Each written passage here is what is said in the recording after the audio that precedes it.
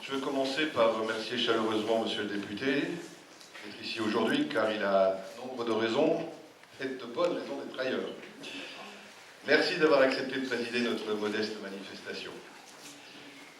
Le Moulin du Berceau devient un lieu incontournable de notre village pour les animations culturelles, musicales, festives, pour le sport, pour la promenade, pour le pique-nique. Conformément à la volonté maintes fois réaffirmée, il est et restera un lieu ouvert à tous. Quelques mots du parcours de santé. Donc, le tracé a été défini par le conseil municipal. Comme on est 15 maintenant, on n'a pas réussi à se mettre d'accord, donc vous noterez qu'il y a une petite boucle dans la grande boucle. Voilà.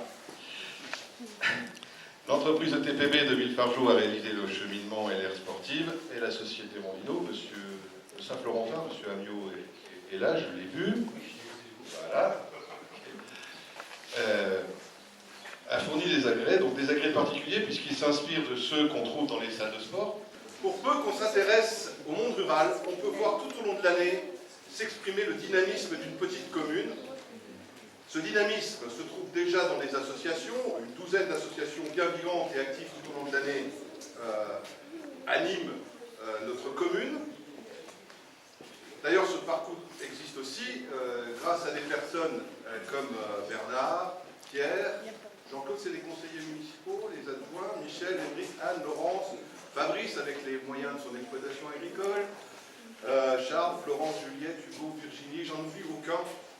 Je n'oublie aucun membre du conseil municipal, car ils donnent chacun selon ses possibilités bénévolement à notre collectivité et ils font avancer les choses. Voilà pourquoi, mesdames et messieurs, ce parcours de sportif était nécessaire pour que notre conseil municipal conserve une bonne forme physique afin de défendre du mieux possible notre commune et l'intérêt général du monde rural. Aussi à compter de lundi prochain, de 7h à 8h chaque matin, le parcours sera réservé au conseil.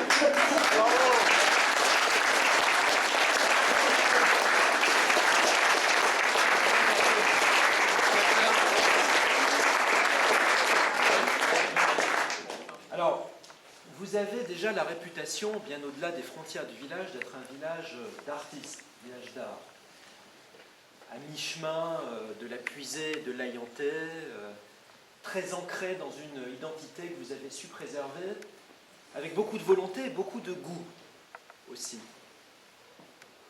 Vous êtes, au fil des années, épargné ce qu'on voit parfois dans certaines communes, c'est-à-dire l'empilement notamment de lotissements sans âme. Ici, il n'y a pas ça. Il y a la volonté de préserver un cadre de vie respectueux de ce que nos anciens nous ont légué, bien sûr, mais très créatif, très tourné aussi vers la vie d'aujourd'hui et de demain. Village des arts, village dont je sais aussi qu'il aime le jazz, puisque vous êtes 200 ou 300 ou plus à vous réunir souvent le vendredi soir ici même, et cette réputation-là a dépassé largement les frontières de Saint-Aubin. Village écologique au bon sens du terme, c'est-à-dire respectueux de cette maison commune qu'est notre environnement, et la station d'épuration naturelle que vous avez installée il y a une dizaine d'années, que vous m'avez montré, Philippe, tout à l'heure, en est évidemment la démonstration.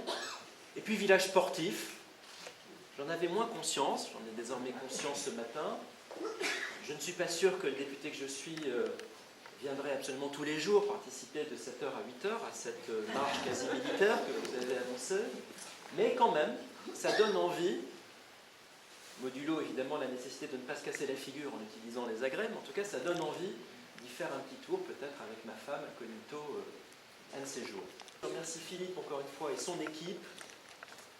Vive Saint-Aubin, vive la ruralité vivante. Voilà.